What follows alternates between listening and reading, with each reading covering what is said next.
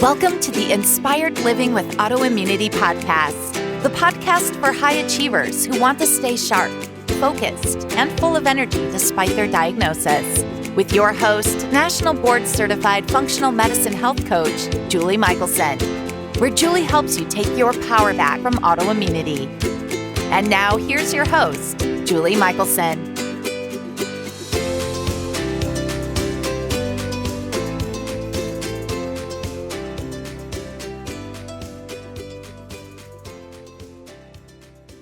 Welcome back to the Inspired Living with Autoimmunity podcast. I'm your host, Julie Michelson, and today I'm joined by Kellie Lupsha, an expert on women's health in energy and longevity. Her ultimate purpose is to teach people to become the CEO of their own health, which is one of the reasons I am so excited for our conversation. Today, we're talking about gene activation and how we can use our unique blueprint, nutrigenomics, and lifestyle to, quote, turn the power back on.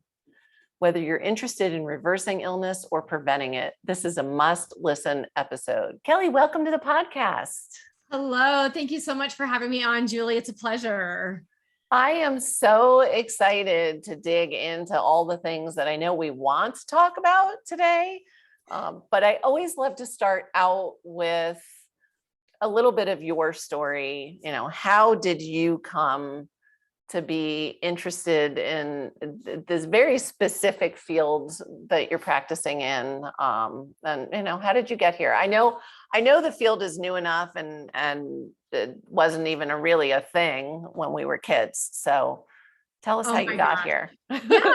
So thank you. You know, I started my journey truly in traditional Western medicine as a physical therapist. And I've always loved what I've done. And I have felt very, blessed that I've had the gifts to help people that have gone through some very significant trauma in their life, from massive strokes, traumatic brain injuries, concussions, a variety of neurological disorders. And then it was probably just about the same time that my father, about 14 years ago, passed away of cancer at the age of 69. And there was no cancer in his family. And I started to question and wonder, how did he get this? What happened? And he then didn't have an opportunity to really get to know and spend time with his grandchildren. Yeah. And I thought, well, what about my life? I want to be sure I'm there for my grandchildren. So what did he do in his life that potentially created this cancer that maybe I could avoid? And so it was really eye-opening for me. One, obviously very sad to lose my dad early.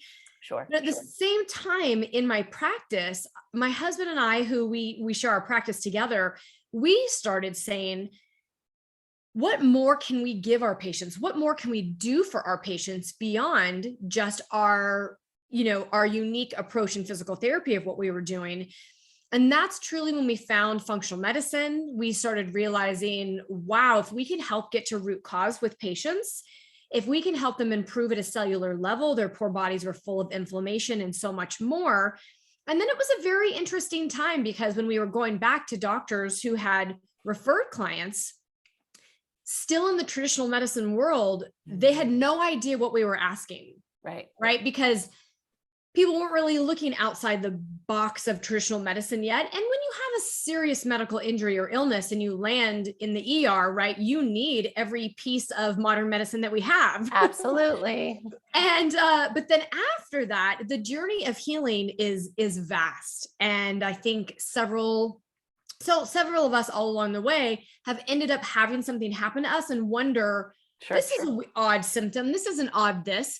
And throughout the course of my 4 children, we'd had things.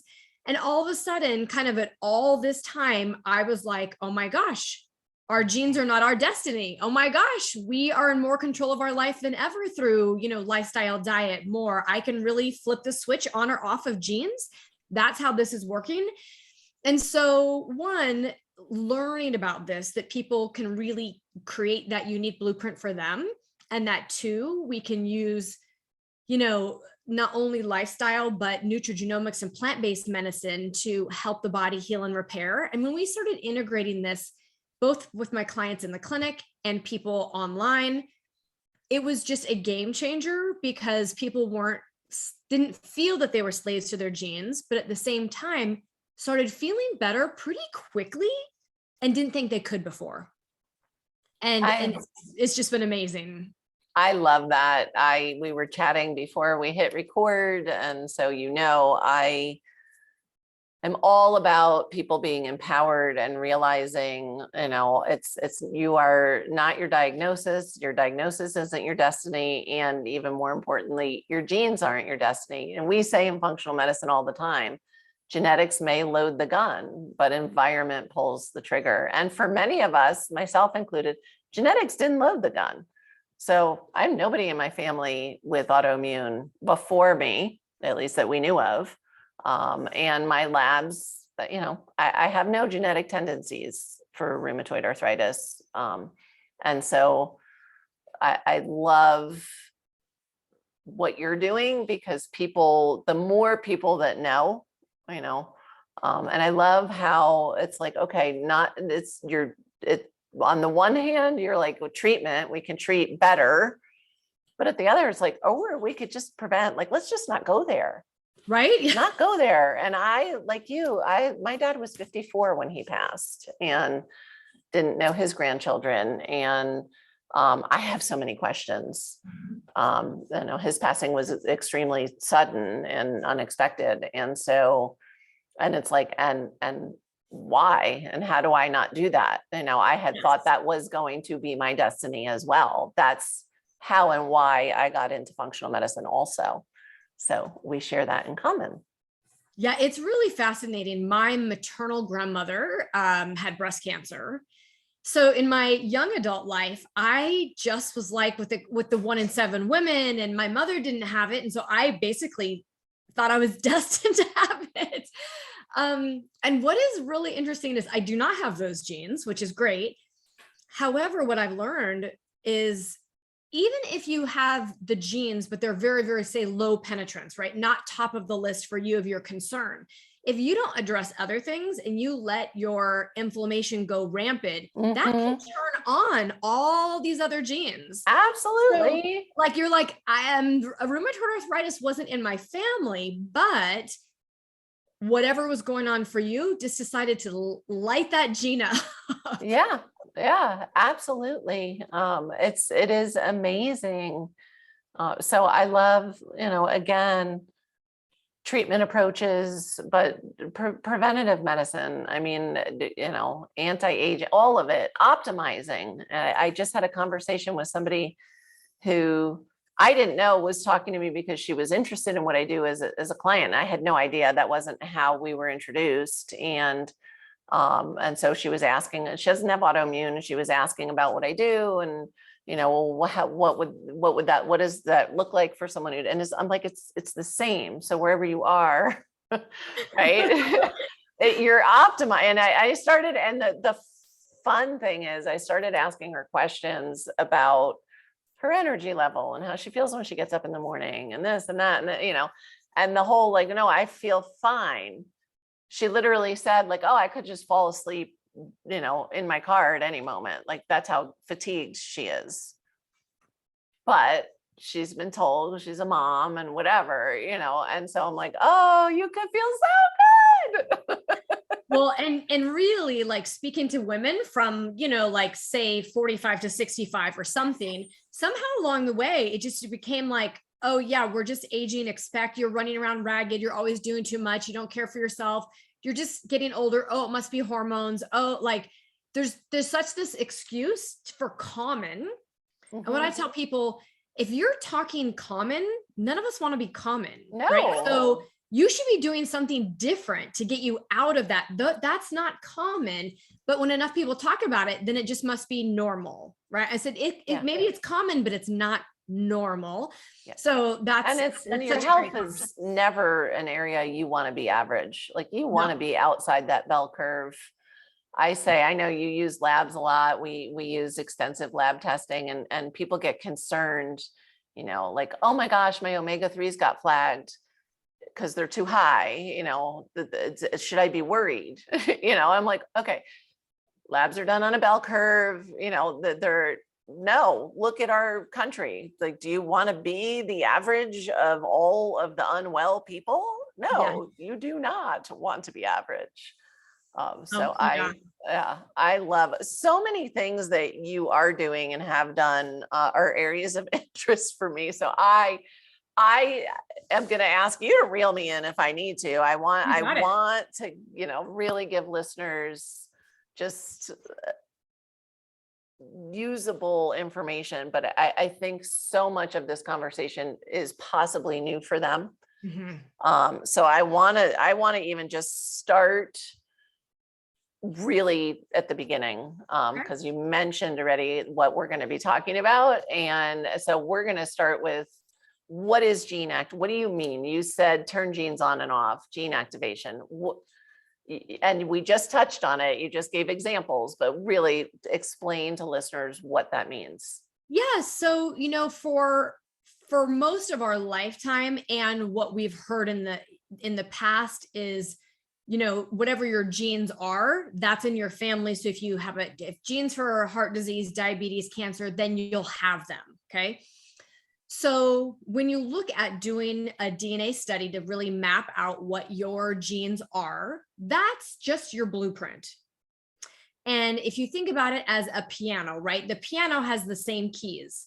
We have basically, we're all very, very alike, we're barely all different in our genes.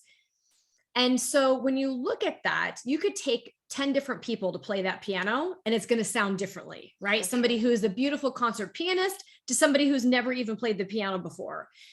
And so if you think about that in your genes, our genes are just the piano, but how they show up, meaning when we say expressed, is that gene turned on, and we have good genes and bad genes. So of course, all the protective genes, all the good genes that control our own body's ability to fight inflammation, genes that produce our own body's antioxidants. Those are like the good things, right? Like your vitamin C, your blueberries, your kale, our own body's ability to detoxify or get rid of toxins, chemicals, the bad things in our body. So we want those sorts of genes to be active and working. And so our body feels great. And naturally, if our body's in tune and the genes are working optimally, we feel great.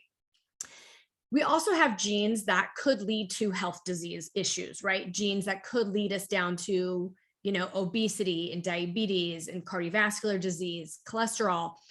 So those autoimmune. Genes, yes, autoimmune, absolutely. And so those genes typically don't start off as expressing. We may have them. And in each one of us, knowing our DNA, some of them, like I was saying earlier, could be a low penetrance. Like you probably won't get it unless something else really triggers you, right? Or it could be very, very high penetrance for you, meaning you are very, very high risk for getting this. And so when we talk about gene activation, literally it could be a light switch on or off, meaning you want the gene to protect yourself, or you want to turn off the gene, flip it off that switch that are harmful to us. And when we look at your roadmap, so let's just say a client comes in, has their DNA test done. It actually doesn't matter what it says. Sure. Knowing what it is, you can develop a roadmap around it. So let's just give you a quick example, Julie. If you were going from Colorado to California, and we come to visit. Okay, come to visit. And we knew that without any traffic, and we Google map it, it's going to take you, right, just say 15 hours. But that specific day, there's a little extra traffic, so it was a holiday. Or maybe there was some road construction. Those things would slow you down. So you might have to take a little detour. You might know it would take a little slower time coming.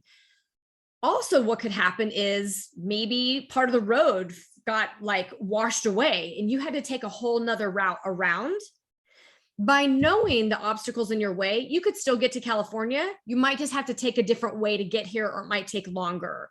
So with your genes, by knowing which genes could be harmful to you, we just find the detours around them. Now we know, so we won't go straight through them or we'll get stuck, right? If the road doesn't exist anymore or traffic is so bad it's at a dead stop, we've got to figure out a way around it.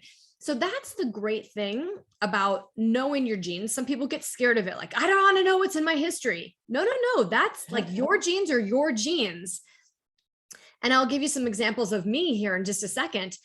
But I love the fact that if we know, information is power. Now we can do something about it. So whether it's a lifestyle change, whether it's a diet change, whether it's an exercise change, whether it's a sleep change, I mean, it could be food. It could be very easy to get around that detour, but you just don't know.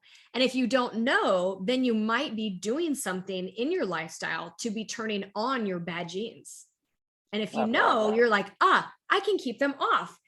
So quickly, I'll just give you a little bit of my history. Is people think I would have great genes, right? Because at 50, I've got tons of energy. I don't have excess weight. I run a couple businesses. I've got, just great energy, but it's because I've worked really, really hard and I know my genes. I actually have genes for obesity, diabetes, heart disease. I didn't know I have the celiac gene. So I'm homozygous for celiac. So I'm now completely dairy-free, gluten-free. I wasn't before, but again, that's like a massive roadblock. That's a time bomb waiting to happen. That would have been a time bomb. I mean, most women at my age, if they had the homozygous gene for celiac, would be super sick in bed with that and several other autoimmunes that probably would have come my way. Yeah. And then I also have the gene for Alzheimer's, unfortunately. So knowing that, I'm like, oh my gosh, well, I know exactly what I need to do in my modifications of my life to keep those genes off. So if I kind of went through life blindly, shame on me for going, oh, I knew I had that gene, but didn't do anything about it. But now I know exactly, like, I'm not even worried. And I love that you're so clear, because I've heard so many people, I don't want to know, head in the sand. I don't want to know. Because they don't understand the power, because there is this idea that your genes are your destiny. And that's what we're here to talk about. They are absolutely not. And having that knowledge is exactly what allows you to make those choices to avoid those roadblocks. Yes. I mean, here's another one in our family. One of our daughters has the gene for hemochromatosis. So as a young girl, when you're still going through menses each month, that's really what's going to dump your blood. You're not going to get iron overloaded.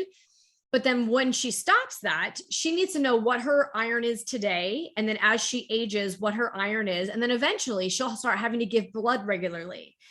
But if she didn't know she had hemochromatosis, then she would just start feeling bad until maybe her organs just decided to shut down on her and she could die suddenly. But knowing that for her, as long as she monitors it, and then eventually she'll have to give blood every 3 months, 4 months, 6 months, whatever it is for her, that should never, ever affect her life ever. But otherwise it puts so much more load on her organs. She would lead definitely to an early death of something if that was left unaddressed. So what a simple thing to know that could have a huge impact in her life. Absolutely. Absolutely. And as you mentioned, it doesn't need to be, that's completely proactive. You don't need to wait until she's feeling sick to figure out what's going on. And so that is power. That's power. Amazing. And you were kind of going back to some people like, I don't want to know my genes. Yeah. Or your friend that called that you didn't know should be a potential client. And we kind of take a look at if somebody has an issue, if they're struggling with autoimmune or something, versus somebody who says, I'm okay, like I have nothing going on right now, right? That this whole thing of dis-ease is just a matter of time. Oh, I say it's a spectrum. Yeah. Really, because I love the term inflammaging. I've never been able to trace like who really coined that term, but it's my favorite. And because it really is all of the things you were just kind of hinting at that we make the excuse, right? We're getting older. I should be more tired. My brain should be a little slower. Oh, I've got aches and pains. I played sports in high school. Those stories of accepted decline. It's all inflammation based, and that is all at that gentler end of the spectrum. It's the same stuff that leads to RA, cancer, Alzheimer's, you name it, diabetes, all of those things. It's all the same. And so to me, the brilliance is before you have a inkling of a symptom, our kids get the advantage they get exposed. It's sometimes they don't. I'm laughing because mine don't always think it's an advantage. Correct. They may have more information than they want.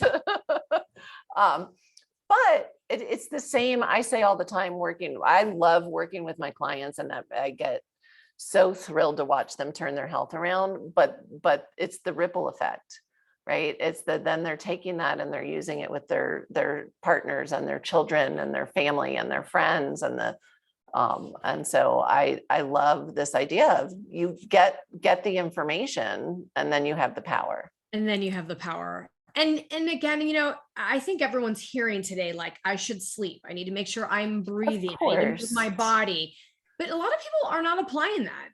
Well, and what you're doing is that for me, right? Like I'll take diet, and that'll lead us right into, I'm going to ask you about Nutrigenomics. People show up all the time and they're like, well, just tell me what you eat and I'll eat that way. You healed, you're great. What do you eat? And I'm like, that may not be for you. That's for me. And yeah, there are things, nobody is ever going to decline in health giving up gluten and dairy. I'll just say it right now. That is never a bad choice. And I joke, I'm like, that is to me the one absolute standard. Anybody with autoimmune or genes for autoimmune should not be eating gluten, period. But beyond that, and I have my kind of list of things that I think are fairly evil for the human body. Yes. But, should you be eating spinach? I don't know. Maybe not, it's wild. And so that's where, yeah, we all hear, we know these are the lifestyle areas. People may think if they're sleeping, like really actually just asleep X amount of hours a night, that they're doing a good thing. But are they tracking? Are they getting good sleep? Do we know what's going on? So that's you're talking to an information junkie, which is why I was so excited to have you join us today. Yes. Oh my God. And you guys, really to understand, like, you don't need to go crazy and track everything, or you can get obsessed and overwhelmed about it. But if you just we'll take sleep, because you just mentioned it, and just say, if you think you can run yourself ragged through the day and go, and then even if you hit the pillow, you sleep for that 7 to 8 hours and you get up in the morning, that sleep, that's the misnomer. Is you have to have this process of wind down and slowing down and preparing your body and allowing your body to start making those chemical changes to get you into that deep sleep and REM sleep, because that's where you heal and repair. That's where your DNA is going to wash, your brain's going to wash out the debris, your DNA is going to replicate well. If you're not in that, and then you've slept, but you're not actually giving your body the heal and repair portion, which all is part of your genetics, is of what you're doing. It's essential, truly. Yeah. And yeah, to be clear, I'm a data junkie. For me, it's like that snowball effect. It's like anybody making any lifestyle change. It's the same thing when you start testing and tracking, and it's like, then you use the data to make change and you feel even better. And you're like, ooh, well, what else can I be looking at? Right. And it's the same in my practice. It evolved. It used to be, we'd start no labs, and then maybe we'd do a food sensitivity panel. And then it was like, no, always start with the food sensitivity panel. And then maybe we do a full functional panel. And, and now that's because when I'm working with clients, by the time somebody shows up on my door, like, they want results, and we all know it's a process anyway. And I'm like, okay, we're looking at full panel. We're looking at toxins. We're looking at genetics. We're looking at labs. We're looking at food. We're looking at virus. I mean, you name it, instead of like, oh, if this doesn't work, we'll look under another rock later, no. Why? When we have the ability, obviously financially, even with all those labs I just named, there's a ton I would love to run on everybody nobody's going to spend, it's not necessary to spend 10 grand on labs, to get information to make change. But it does get a little, it's, you want to keep up leveling. And so starting with this basis of, Well, so I would say genes are potential. It's a Absolutely. roadmap, but it's potential. It's not a concrete situation. Exactly. And so kind of for the listeners, think like you have your genes, you'll hear people talk about your genome, and that's what's written in pen, right? That's what cannot be changed. That's our piano. Then we have our epigenome. And so that's really how they're going to be expressed, right? What are you doing in your lifestyle of how those genes are going to be expressed, meaning turned on or turned off? And the ultimate goal is to keep all of our good genes turned on, working well, and our bad genes off or suppressed down. And that's going to allow us to function into this long, healthy health span, right? We don't have to live longer, but we want to live healthier through this lifespan. Yep. And my new thing is I want to live young until I'm done. That's my, that's it. And I'm stealing, I will credit you but I am the piano analogy I love because I mean, that's it, right? Like, so no, you can't get a new piano, but you can learn how to make it sound great. Yeah. I had a client of mine say, he had stage 4 prostate cancer, and he was coming in and he was doing hyperbaric with us and a variety of things. And he told me, he said, Kelly, what's so interesting is imagine if you got a car at the age of 16, but that was going to be the only car you had for your entire life. How well would you take care of that car? Yep. I mean, we'd be washing it and changing the oil and, rotating the tire. We would immaculately take care of that. So we have one body, right? But we just, for the most part, trash it physically, mentally, everything, right? We trash this thing and expect it to run as a high performance car, but we don't give it what it needs. Yeah, no, that's amazing. I love, and for some reason, even a 16-year-old could have that long-term vision for the car, if not their own body. Right? My kids are 17 to almost 24. And I'm really trying to tell them, like, you guys, you're in control now. Right. And, my eldest at 24, I said, you're almost about as good as you're going to get. And you're going to actually start this aging process in your mid to late 20s. Yeah. So like, it's go time. Go time. Now to look at your choices, right? Now's the time. Yes. So I want to talk about, you mentioned nutrigenomics, and so let's dive in. And awesome. A little, we'll do kind of a crash course. All right, you guys. So nutrigenomics in general, okay, without making this difficult, is how nutrients affect your genes. Okay, that's like super simple. Like, does broccoli affect your genes? The food that you're taking in, what does that do for your genes? And if you think about, food is just information. So whether you want to have your salad, whether you're taking your supplement, whether you're eating a protein shake, the moment you take it in, your body and your brain and all of the reactions that are happening are making sense of that information. So when you're looking at nutrigenomics, it's, do you want to have these ingredients, these compounds that are going to be good for your genes or bad for your genes? So I tell people, right, if you just take sugar and broccoli, which one's going to be good and which one's going to be bad, right? We know that sugar is going to lead to inflammation. And when I say sugar, you guys might be your bagel or your cereal or your all of it, right? Doesn't mean like your donut. So it could be all. Although that's included. Correct. So that's probably going to have a negative influence on your genes, right? Or you could say, wow, I'm going to go have some, Brussels sprouts and broccoli and add that to my plate. Do you think that's going to be beneficial to your genes or not? Yes or no? Yes. Like, if you look at just something that's obvious, what are foods that are going to turn things off? What are foods that are going to nourish them? So nutrigenomics is using these micronutrients, food-based compounds, plant-based compounds to allow your genes to do something, send them a message. And so the ultimate goal is they turn your genes on or up. So in this whole field of nutrigenomics, there are certain kind of superfoods, and broccoli and cauliflower have been highly, taught about them. Turmeric has been highly talked about in helping in this process. But now what they're finding, Julie, which is really interesting, historically, we've been like the mega dose, more is better, dose.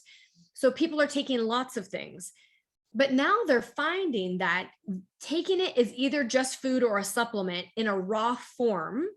If you have so much of it, eventually your body's like, what am I supposed to keep doing with this? I don't even know. Right now, they're starting to say the deadly antioxidant.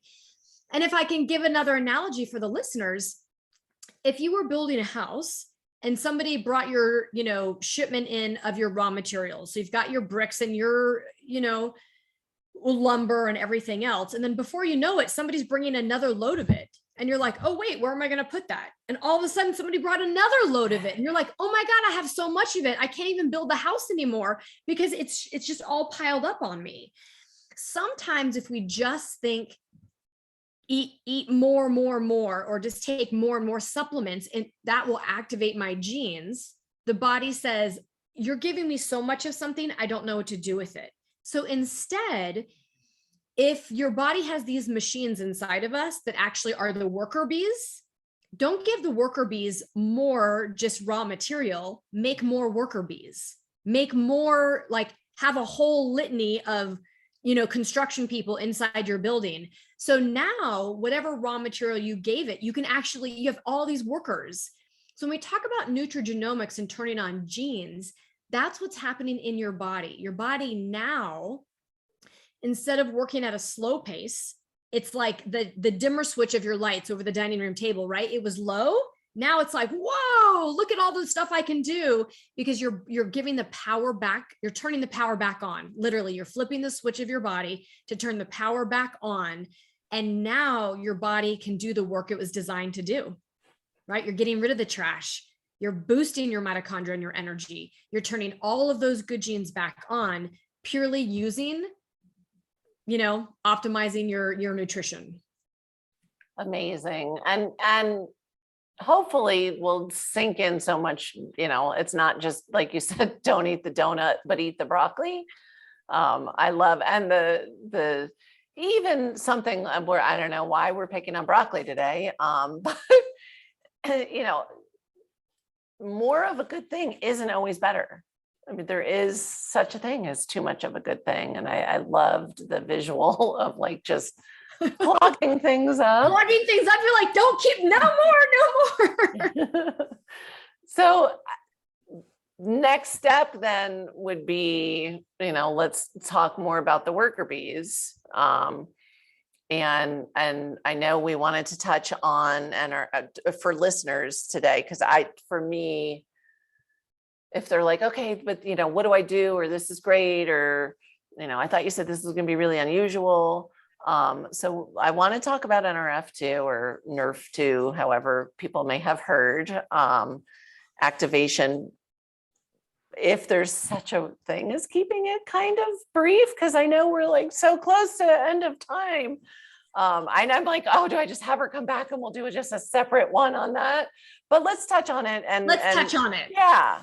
You know what? If this is your first time hearing it, or maybe you've heard of it before, it's always good that second and third time to start having a deeper understanding. So it's all good, even if you've heard it before. So there is a pathway in the body called NRF2. Sometimes when people say NRF2, people go like Nerf, like a Nerf football, or Nerf, what are you saying? So it's literally the letters, you guys, NRF, and then the number 2, NRF2. This pathway has been coined or deemed as the master regulator of gene expression. So this pathway keeps your good genes on and keeps your bad genes off. That's the job of it. So when we're young, when we're born, or when we're young, when you're relatively healthy, that NRF2 pathway is working optimally. And as we age, it starts to slow down. But also, even as you age, because we're exposed to so many pollutants, toxins, chemicals, we're running ourselves ragged with poor sleep and maybe poor diet, that's actually going to slow it down even more. And so therefore, some people, that's maybe why autoimmune gets turned on earlier than it should, or it gets turned on at all. That's why some people start having chronic disease earlier, or maybe that's why cancer has crept into your life. And so this NRF2 pathway literally is one of the number one things to keep, even if you're eating well, doing all the right things, you also want to optimize this pathway.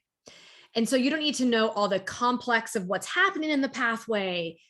Really, for most all of us, is knowing that if this pathway is one of the most important things that we can do to keep our genes working optimally, how do we turn on this NRF2 pathway? We didn't even hardly know about this, everyone, like before 20 years ago. It's all been discovered. Discovering the human genome, right, project and everything got mapped, learning how to turn genes on and off, learning that we're in control of them, and learning that there is a master switch in the body called NRF2 to help us normally regulate this. It's like that thermostat. And so just like there's exercise to help boost that, there's foods that help boost that, there are also now, quote, products like a supplement, meaning you swallow them. But instead of a supplement, they activate those genes. They keep your pathways like NRF2 working well. There are other pathways, and today's not the day to talk about like the NRF1 pathway supports mitochondria. We have pathways supporting NAD and your longevity sirtuins. But for now, just think, wow, if I could give my body one thing to make it, I'll say, work like it was when we were young. Ultimately, that's what you want, is your genes to stay working so that you can live young until you don't, until you're done. I like that. Live young until you're done. That would be to flip the switch of NRF2. And I will say, there was a literature review that came out in 2015 by Washington State University.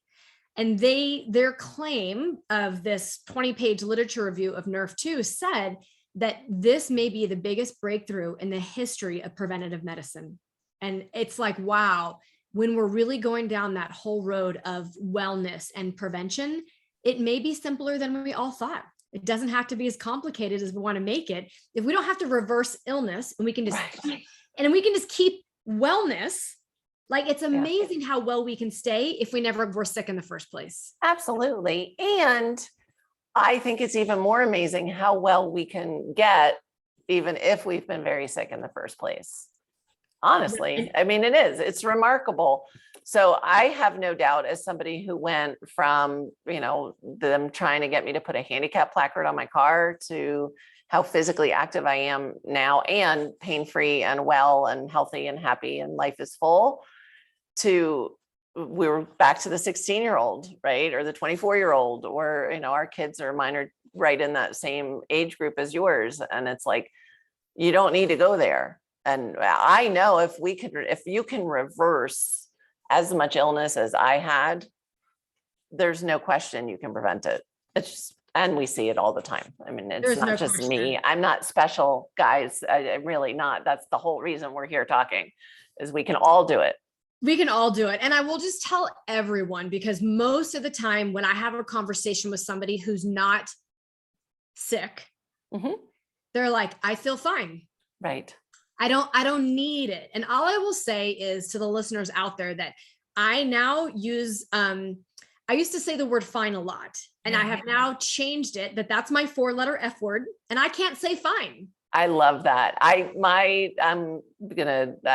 would like to pretend my partner listens to all of these episodes, but he's not allowed to use that word. I have taken it out of his vocabulary. So I'm right there with you. And the thing is to all of you listeners out there, you'll be amazed at how often you say the word fine. And if you can actually replace it with what you're really meaning or feeling at the moment, be specific. Yep. It will change so much, and you'll have a greater appreciation, because none of us should live feeling fine. Yeah.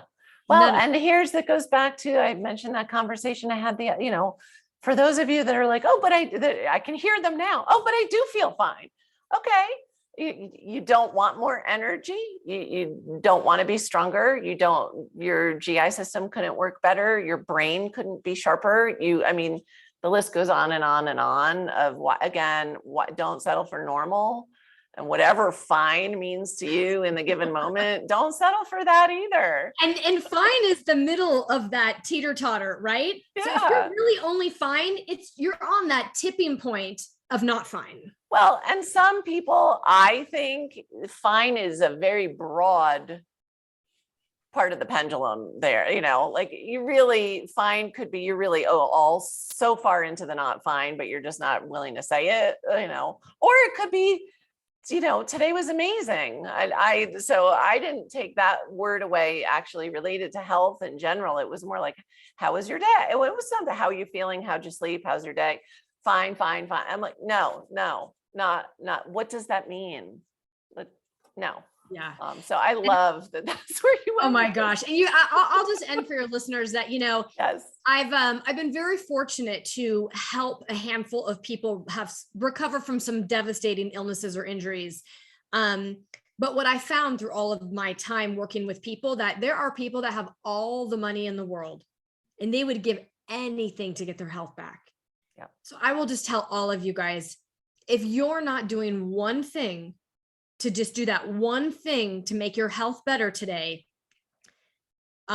shame on you, knowing that you can and you're capable, because once you've lost it, it's very, very difficult. And so just honor yourself by just taking one step in the right direction, whether that's your food, your sleep, whether that's learning about turning on your NRF2 pathway, whatever that is, but take one thing in the positive direction towards your health today. Well, I love that. And you teed up my final question, which is, what is one step? Now you're going to have to pick one, but what is one step that listeners can do today? What's one thing that they can just start that will start to move that needle in the right direction? Yeah, it's really such a great question. And the great thing about the body is we are given beautiful gifts that we have within us that is 100% free, that we can all do. And so even though as a physical therapist, I always want to say movement because our bodies were meant to move. But what I will say that I'm learning, one of the biggest things, because we know we should exercise and we know we should eat right. But what we rarely talk about is just the power of breath and the power of breathing, about allowing yourself to be present for the moment, because that will help rebalance your system from most of us in our day-to-day, moving quickly, stress and burnout is coming, right?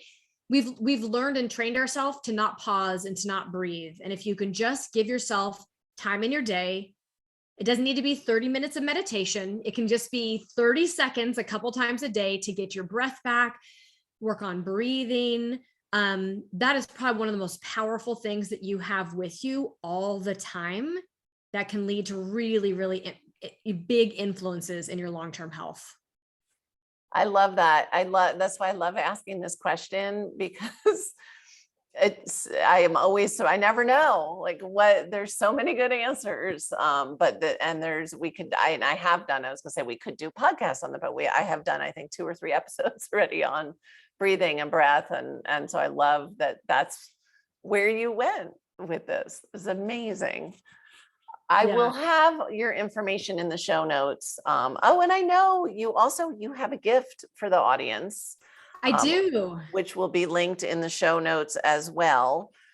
Tell us a little bit about your gift, take the guesswork out of aging. Take the guesswork out of aging, right? I didn't want to do that. Hopefully you were listening to the past 30 minutes that Julie and I had together, and you're excited to learn about your blueprint. But really, I think you'll be surprised at the things that you can find in knowing your DNA. And even just silly things like, should you drink caffeine or not for your body? What about salt in your body? What about wow, I take vitamin D or I'm out in the sunshine all the time. Why is my vitamin D so low? Yep. It will really empower you. And so it's not really a quiz. It's going to tell you some top 10 things that you're going to learn.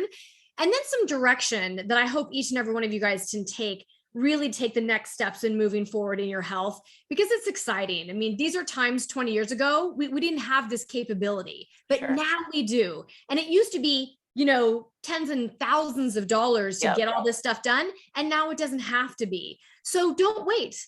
Don't wait. I love that. That is amazing. Where's the best place for listeners to find you? I know we've got all the places in there, but if they're like me, I always listening to podcasts on the go. So where's the number one? They want to know more about Kellie. Thank you. The number one places is either over on basically Facebook or Instagram. You can also actually even find me on TikTok. But Kellie Lupsha, and I'm the only Kellie with an IE, Kellie, and my name is Lupsha. I'm at the Women's Longevity Expert, but if you just plug in my name to any of those platforms, I'll pop right up. Perfect. Wonderful. Kellie, thank you so much. You've shared some amazing tips and real gold with us today. You've empowered listeners. If they take action on any of the many amazing things you've told them, they will definitely improve their health. Your genes will thank you, you guys. So Julie, it's a pleasure. Thank you so much for having me on. For everyone listening, remember you can get the show notes and transcripts by visiting inspiredliving.show. I hope you had a great time and enjoyed this episode as much as I did. I'll see you all next week.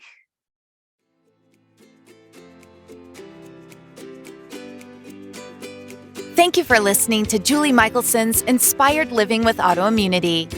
Did you enjoy this episode? Please like, share, and subscribe wherever you listen to podcasts. If you'd like to get a transcript of this and every other episode, just head on over to inspiredliving.show or click on the link in this episode's description. There, you can also find everything we discussed in this episode, including links and information about our guest. You can even send in your questions to be answered by Julie in a future episode. That's inspiredliving.show. Until next time, this is Julie Michelson's Inspired Living with Autoimmunity podcast, helping you take your power back.